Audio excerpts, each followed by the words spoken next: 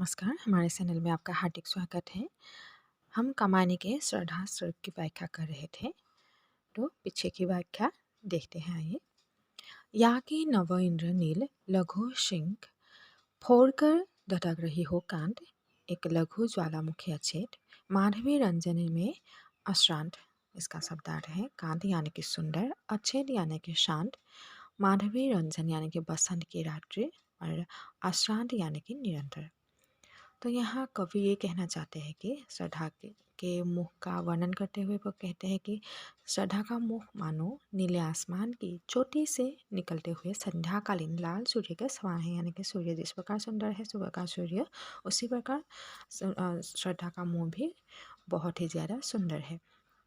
क्योंकि श्रद्धा ने नीला वस्त्र परिधान कर रखा था, अतः कवि ने यहाँ लघु आकार के नीलिमा की कल्पना की है। उसे बसंत की रात्रि में धड़कता हुआ ज्वालामुखी कहा गया है और उसके मुंह कांटे को ज्वालामुखी के लपेटे माना लग गया है। यानी कि ज्वालामुखी जिस प्रकार लाल हो जाते हैं, तेजस्वी हो जाते हैं, उसी प्रकार श्रद्धा का मुख भी उसे तेज से झलकता है।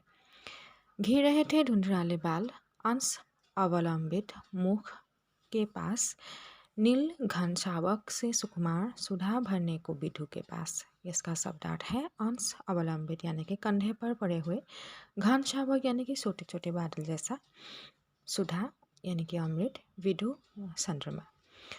तो यहाँ कवि कहते हैं कि उस युवती के मुखड़े पर धुंधराले बाल इस प्रकार बिखरे हुए थे मानो काले बादलों के सुकुमार शिशु ही चंद्रमा के समीप पीयूष पान करने के लिए पहुँच गए हो। यानी कि उसके बालों की तुलना बादल से किया गया है, काले काले बादलों से किया गया है। ऐसा लगता है कि वो एक छोटा सा शिशु चंद्रमा के पास, यानी कि चंद्रमा जो होते हैं वो वाइट रंग के होते हैं ना, तो पीयूष जो होते हैं, जो अमीर होते हैं, वो भी वाइट कलर का होता है।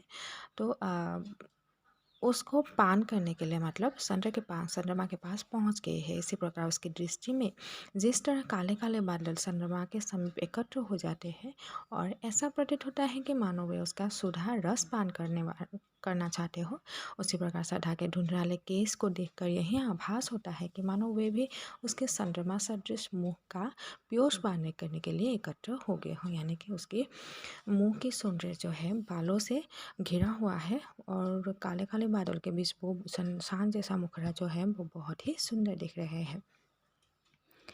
और उस मुख पर वह मुस्कान रिक्त किसलय पर ले विश्राम, और उनकी एक किरण म्लान अधिक अलसाए हो अभिराम। अर्थ है मुस्कान यानी कि मुस्कुराहट, रक्त यानी कि लाल, किसलय यानी कि नया पत्ता, अरुण यानी कि प्रभात या सूरज, अम्लान यानी कि उज्ज्वल, अभिराम यानी कि सुंदर। तो यहाँ कवि ये कहते हैं कि उस युवती के मुख पर मंद मंद हंसी को देखकर यही अनुमान होता था कि संभवतः प्रातःकालीन रवि की किरण ही किसी लाल कोपल पर विश्राम करते हुए वहीं ठिठक गई है। यानी कि जो पत्ते के कोमल जो भाग है, कोमल जो पत्ता है, नया नया जब पत्ता निकलते हैं तो मानो उसकी झुंड बूंद जैसे ही उस पत्ते पर गिर जाते हैं वो खिल उठते हैं और चमकने लगते हैं। उसी प्रकार श्रद्धा का मुँह भी ऐसे ही चमक रहा था और इसी दशा में ये अत्यंत सुंदर जान पड़ रही थी। जैसे ही वो बूंदे उस पत्ते पर गिरते हैं, नए पत्तों में गिरते हैं, तो सुबह का वो सौंदर्य जो है वो हर किसी को मोह लेता है और उसी प्रकार श्रद्धा का जो सौंदर्य है वो हर किसी को मोह लेता है। धन्यवाद। नेक्स्ट वीडियो में हम बाकी की व्याख्या करेंगे।